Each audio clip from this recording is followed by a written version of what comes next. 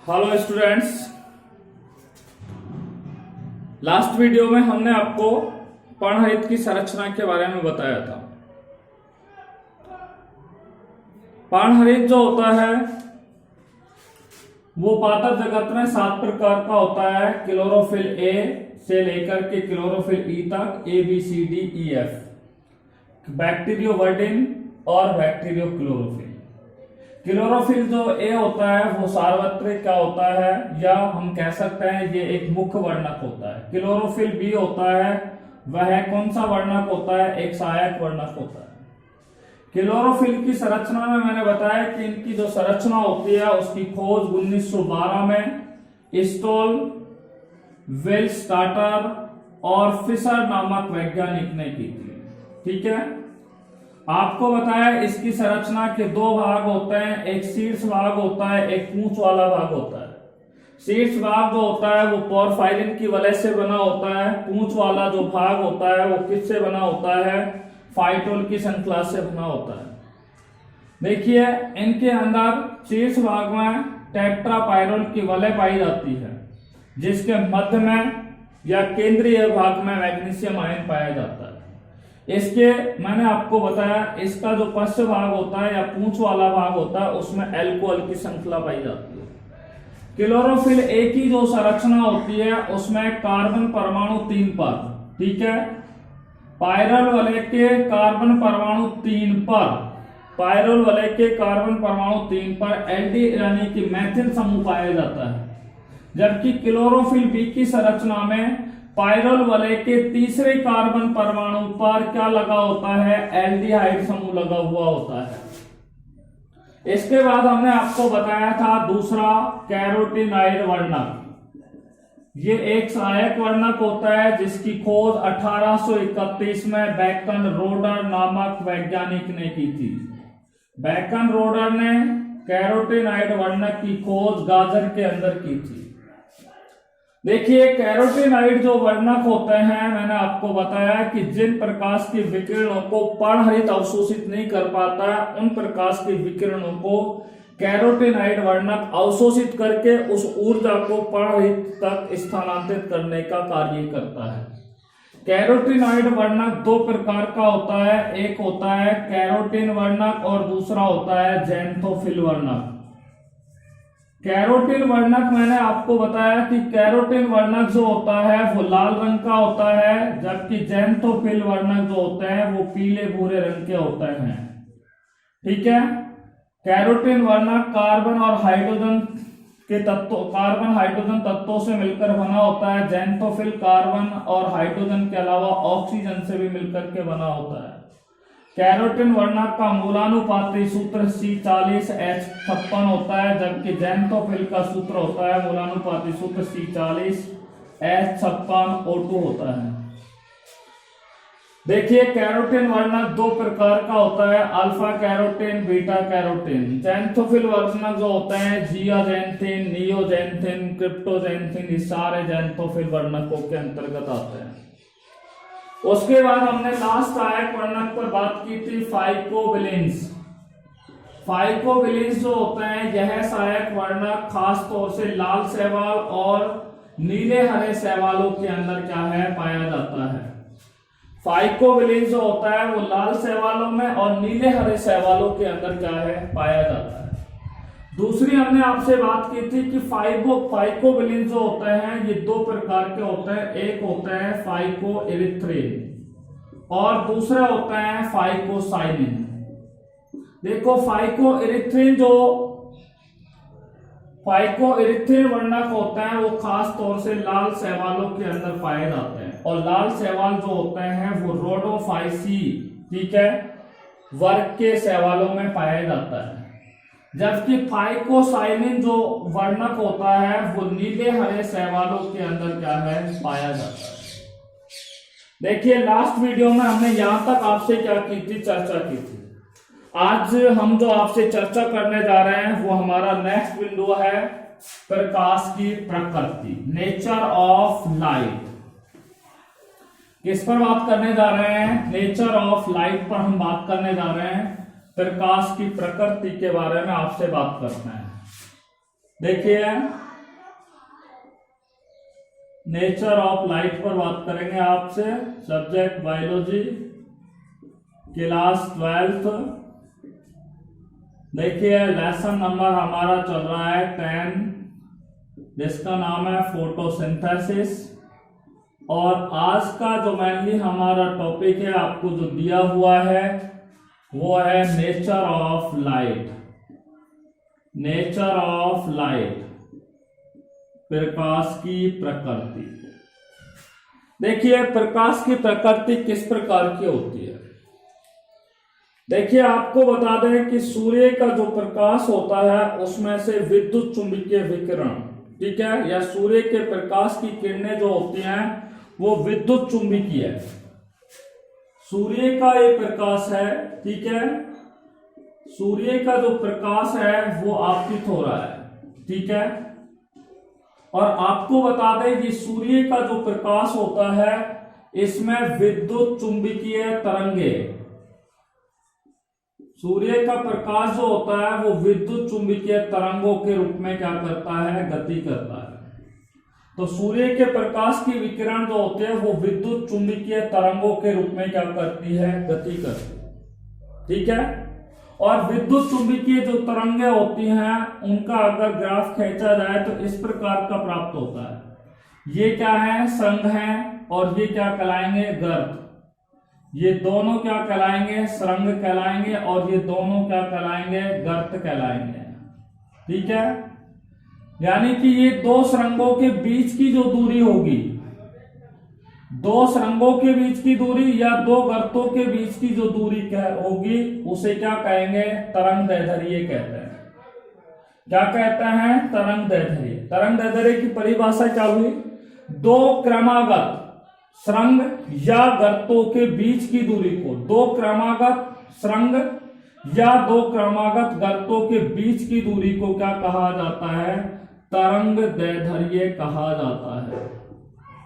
क्या कहा जाता है, तरंग दैर्ध्य कहा जाता है। तरंग दैर्ध्य को लैम्डा के द्वारा प्रदर्शित किया जाता है। किसके द्वारा किया जाता है, लैम्डा के द्वारा तरंग दैर्ध्य को प्रदर्शित किया जाता है। क्लियर बात हो गई यहां तक। देखिए ये लैम्डा हो गया। अब जो तरंग दैर्ध्य होती है इसमें दो प्रकार की किरणें होती हैं, ठीक है। तरंग दैर्ध्य जो होती है उसमें दो प्रकार की किरणें होती है। एक छोटी तरंग दैर्ध्य वाली किरण होती है, छोटी तरंग दैर्ध्य वाली किरण होती है, ठीक है। और दूसरी जो होती है वो बड़ी तरंग दैर्ध्य वाली किरण होती है। बड़ी तरंग दैर्ध्य वाली क्या होती है, किरण होती है। देखिए तरंग दैर्ध्य में आपको पहले बता चुका हूं कि दो क्रमागत सरंग या गर्तों के बीच की दूरी को ही क्या कहा जाता है, तरंग दैर्ध्य कहते हैं। तरंग दैर्ध्य को लैम्डा के द्वारा प्रदर्शित करते हैं। तरंग दैर्ध्य जो होता है उसमें दो प्रकार की किरणें होते हैं, एक छोटी तरंग दैर्ध्य वाली और दूसरी कौन सी होती है, बड़ी तरंग दैर्ध्य वाली किरण होती है। देखिए छोटी तरंग दैर्ध्य वाली जो किरणें होती हैं उनमें ऊर्जा, उच्च ऊर्जा पाई जाती है। छोटी तरंग दैर्ध्य की जो किरणें होती हैं उसमें उच्च ऊर्जा पाई जाती है, ठीक है। जैसे मैं आपको बता दूं कॉस्मिक किरणें होती हैं, कॉस्मिक किरणें होती हैं वो छोटी तरंग दैर्ध्य वाली किरण होती है परंतु उनमें ऊर्जा कैसी होती है, उच्च होती है। बड़ी तरंग दैर्ध्य वाली जो किरण होती हैं उनमें निम्न ऊर्जा होती है। कितनी ऊर्जा होती है, निम्न ऊर्जा होती है। और निम्न ऊर्जा किस में पाई जाती है, मैं आपको बता दूं रेडियो तरंगों में पाई जाती है। रेडियो तरंगे जो होते हैं वो बड़ी तरंग दैर्ध्य वाली किरण होती हैं परंतु ऊर्जा की दृष्टि से वो कैसी होती है, उनमें निम्न ऊर्जा पाई जाती है, ठीक है। देखिए तरंग ऊर्जा जो होती है, तरंग ऊर्जा जो होती है वो किसके व्युत्क्रमानुपाती होती है। देखिए तरंग ऊर्जा जो होती है वो किसके व्युत्क्रमानुपाती होती है, तरंग दैर्ध्य के व्युत्क्रमानुपाती होती है। किसके व्युत्क्रमानुपाती होती है, तरंग दैर्ध्य के व्युत्क्रमानुपाती होती है। तरंग ऊर्जा जो होती है वो तरंग दैर्ध्य के क्या होती है, व्युत्क्रमानुपाती होती है। देखिए सूर्य का जो प्रकाश होता है, जिसमें विद्युत चुंबकीय विकिरण होते हैं। ये विद्युत चुंबकीय विकिरण जो होते हैं वो एक विशेष प्रकार के वर्णक्रम के रूप में क्या करती है, गति करती है, जिसे दृश्यमान प्रकाश या उसे वर्णक्रम कहा जाता है। देखिए ये वर्णक्रम होता है और सूर्य के प्रकाश में एक निश्चित या सूर्य के दृश्यमान प्रकाश का एक वर्णक्रम होता है जिससे स्पेक्ट्रम बनता है और स्पेक्ट्रम में 7 रंग होते हैं। ठीक है, देखिए इस दृश्यमान प्रकाश का जो वर्णक्रम होता है उसका यानी कि परास जो होता है वो 390 नैनोमीटर से लेकर के कितना होता है 760 नैनोमीटर होता है। आपको बता दूं सूर्य का प्रकाश जो होता है, ठीक है, उसमें से लाल रंग का जो प्रकाश होता है, लाल रंग की जो तरंगदैर्ध्य होती है उसको पौधे जो होते हैं वो सर्वाधिक रूप से ग्रहण करते हैं और लाल रंग का जो प्रकाश का तरंगदैर्ध्य होता है वो 660 नैनोमीटर से 760 नैनोमीटर के मध्य होता है। यानी कि लाल रंग के प्रकाश को पौधे सर्वाधिक रूप से अवशोषित करते हैं। यहाँ पर आप देखिए पौधे जो होते हैं वो बैंगनी रंग के प्रकाश को सबसे कम क्या करते हैं, अवशोषित करते हैं। ठीक है, तो बैंगनी रंग को पौधे क्या है, सबसे कम अवशोषित करते हैं। बैंगनी रंग की तरंगदैर्ध्य को पौधे सबसे कम अवशोषित करते हैं और बैंगनी रंग की तरंगदैर्ध्य कितनी होती है, 390 से लेकर के 430 नैनोमीटर होती है। देखिए ये जो दृश्यमान प्रकाश का जो वर्णक्रम है इसमें लाल रंग की तरंगदैर्ध्य से, ठीक है, लाल रंग की तरंगदैर्ध्य के क्षेत्र से परे, ये परे हो गया।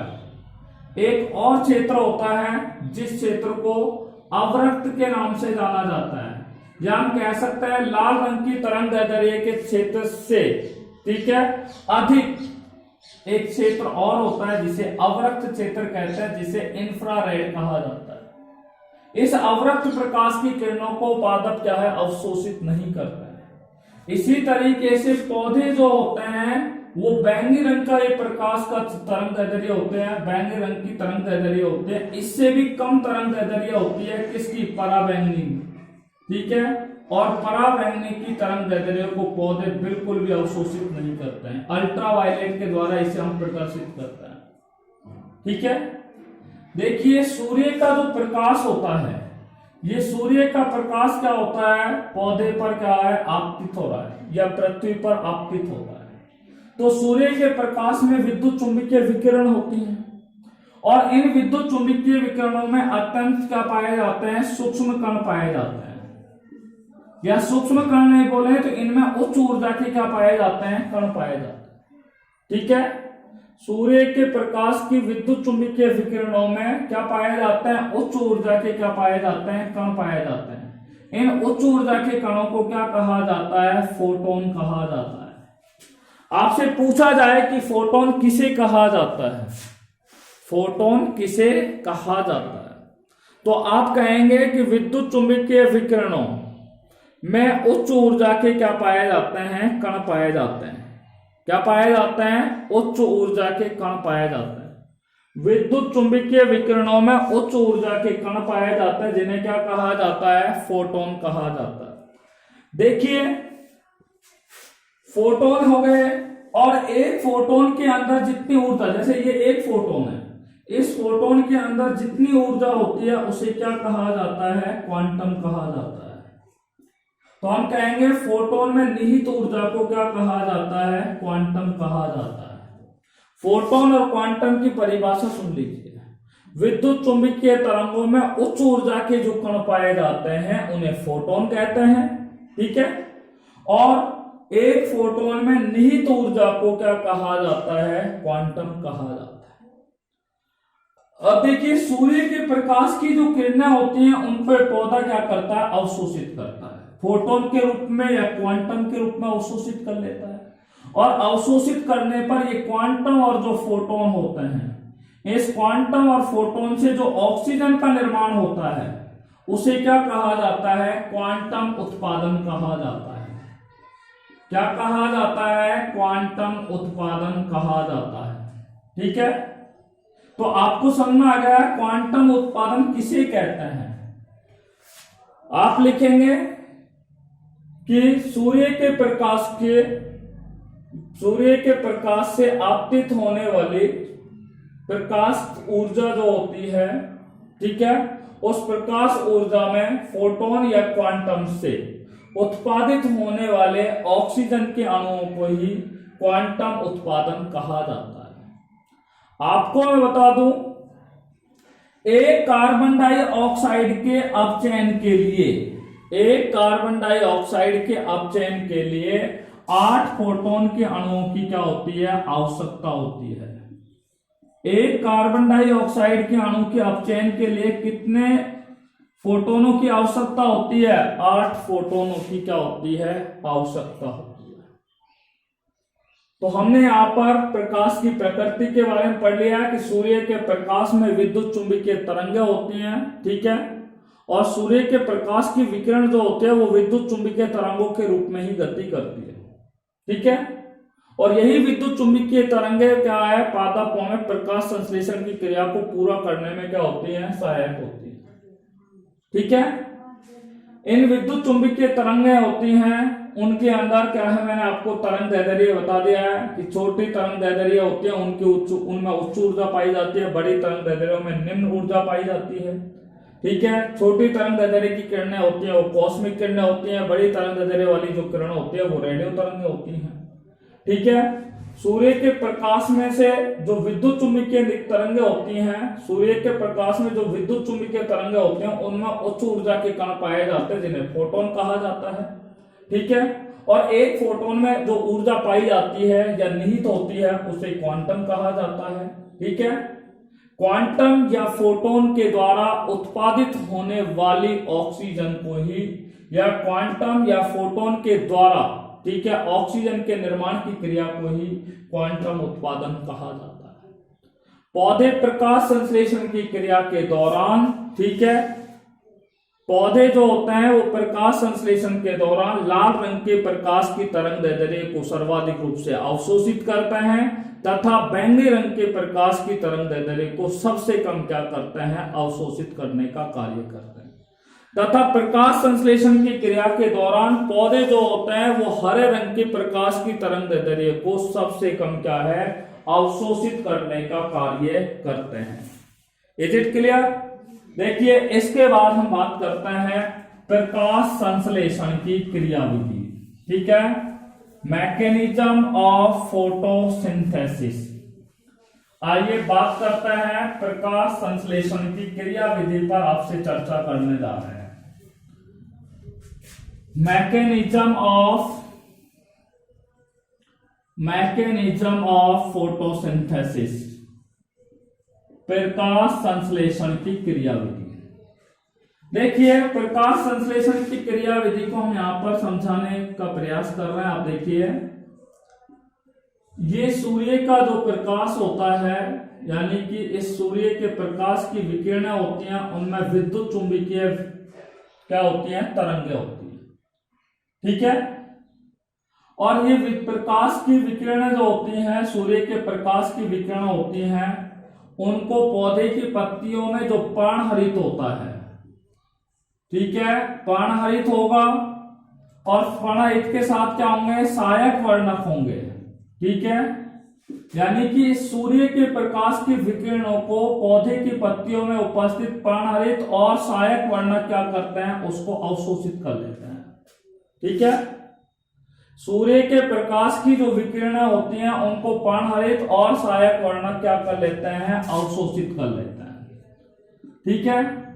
जब ये दोनों अवशोषित कर लेते हैं तो अवशोषित करने के पश्चात, ठीक है, यानी कि जो रंध्र होते हैं वो खुलते हैं और यहां पर जो जल होता है पौधे की पत्तियों में, ठीक है, पौधे की पत्तियों में जो रंध्र होते हैं उनमें जल होता है, ठीक है, और वो जल का फिर क्या होता है, प्रकाशिक अपघटन होता है। और जल का जब प्रकाशिक अपघटन होता है तो आपको पता है प्रकाशिक अपघटन की क्रिया के दौरान H आयन, ठीक है, इलेक्ट्रॉन और ऑक्सीजन गैस क्या होती है, मुक्त होती है। हाइड्रोजन आयन, इलेक्ट्रॉन और ऑक्सीजन ये क्या है, मुक्त होते हैं। तो ये प्रकाश संश्लेषण की क्रियाविधि का पहला बिंदु है, क्रियाविधि का पहला बिंदु।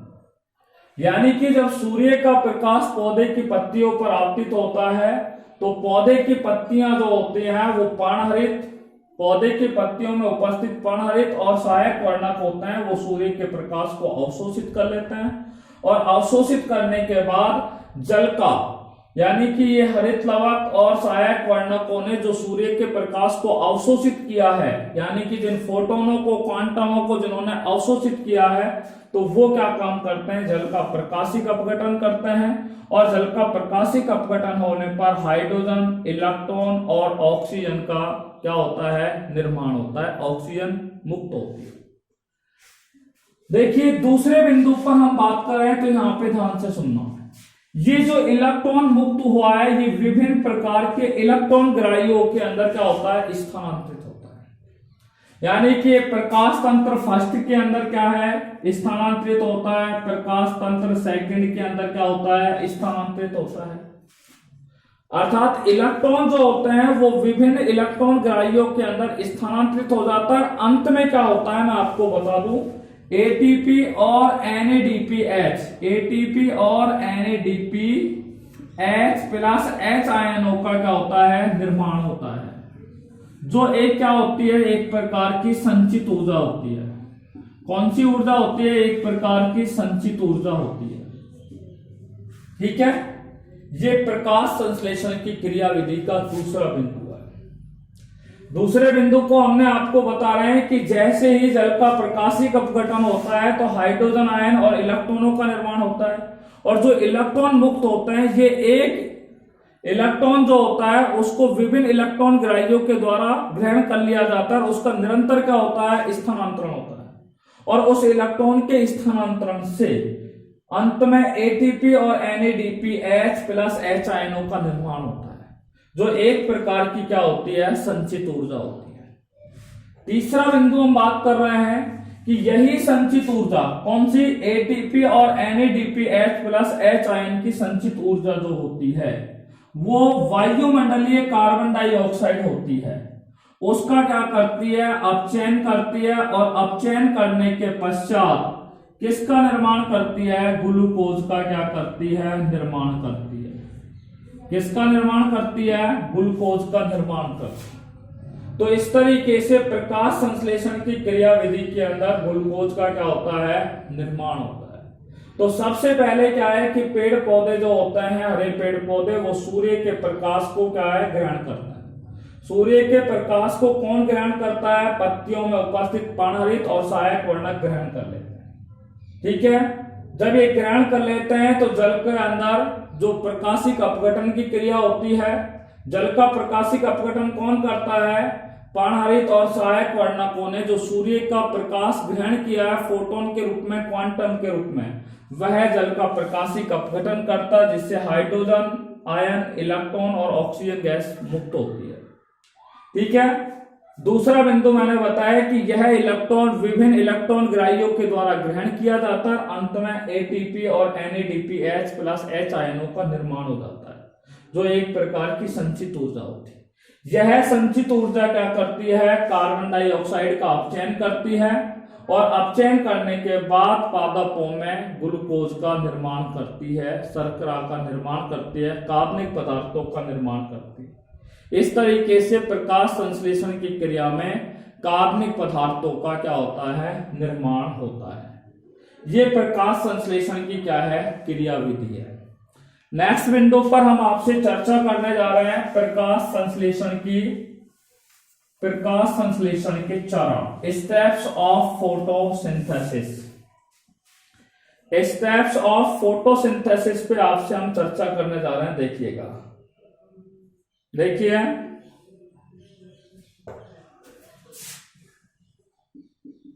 स्टेप्स ऑफ फोटोसिंथेसिस, प्रकाश संश्लेषण के चरण। देखिए प्रकाश संश्लेषण की जो क्रिया होती है वो दो चरणों में बटी होती है। एक होती है प्रकाशिक अभिक्रिया और दूसरी होती है अप्रकाशिक अभिक्रिया। प्रकाश संश्लेषण की जो क्रिया होती है वो दो चरणों में बटी होती है, प्रकाशिक अभिक्रिया और अप्रकाशिक अभिक्रिया। प्रकाशिक अभिक्रिया जो होती है वो प्रकाश की उपस्थिति में पूर्ण होती है, अर्थात प्रकाशिक अभिक्रिया जो होती है वो प्रकाश रासायनिक अभिक्रियाएं होती है, फोटोकेमिकल रिएक्शंस होती हैं। और ये फोटोकेमिकल रिएक्शन जो होती हैं वो उनमें स्वांगीकरण की क्या पाई जाती है, शक्ति पाई जाती है, या हम कह सकते हैं कि प्रकाशिक अभिक्रियाएं जो होती है उनमें स्वांगीकरण शक्ति का क्या होता है, निर्माण होता है। एसिमिलेटरी पावर का क्या होता है, फॉर्मेशन होता है। आपको बता दें ये प्रकाशिक अभिक्रिया जो होती है वो हरित लवक के ग्रेना भाग में पूर्ण होती है। हरित लवक के कौन से भाग में पूर्ण होती है, ग्रेना वाले भाग के अंदर क्या होती है, पूर्ण होती है। हरित लवक के ग्रेना वाले भाग में ये प्रकाशिक अभिक्रियाएं क्या होती हैं, पूर्ण होती है। अब अगर हम बात करें यहाँ पर कि भाई प्रकाशिक अभिक्रिया कितने चरणों में बटी होती है, तो प्रकाशिक अभिक्रिया जो होती है वो मुख्य रूप से 5 चरणों में हम यहाँ पर बात करेंगे। पहला चरण है जिस पर हम बात करेंगे प्रकाश का अवशोषण। पहला है प्रकाश का अवशोषण एवं, ठीक है, क्लोरोफिल का या पर्णहरित का उत्तेजित होना, पर्णहरित का उत्तेजित होना, ठीक है, उत्तेजित होना। देखिए प्रकाशिक अभिक्रिया के चरणों पर हम बात कर रहे हैं और प्रकाशिक अभिक्रिया के 5 चरण होते हैं। पहला चरण है प्रकाश का अवशोषण एवं पर्णहरित का उत्तेजित होना। दूसरा जो बिंदु है उसमें क्या है कि जल का प्रकाशिक अपघटन होना, जल का प्रकाशिक अपघटन होना व ऑक्सीजन का निर्माण होना, ठीक है, ऑक्सीजन का क्या होना, निर्माण होना। तीसरा जो चरण है उसमें क्या है, NADPH प्लस H आयनों का निर्माण होना, NADPH प्लस H आयनों का निर्माण होना। और चौथा बिंदु है प्रकाश फास्फोरिलीकरण, प्रकाश फास्फोरिलीकरण।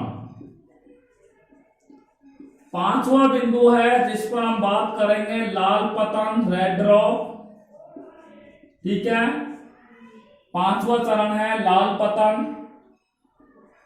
इमर्सन वृद्धि प्रभाव, इमर्सन वृद्धि प्रभाव और 2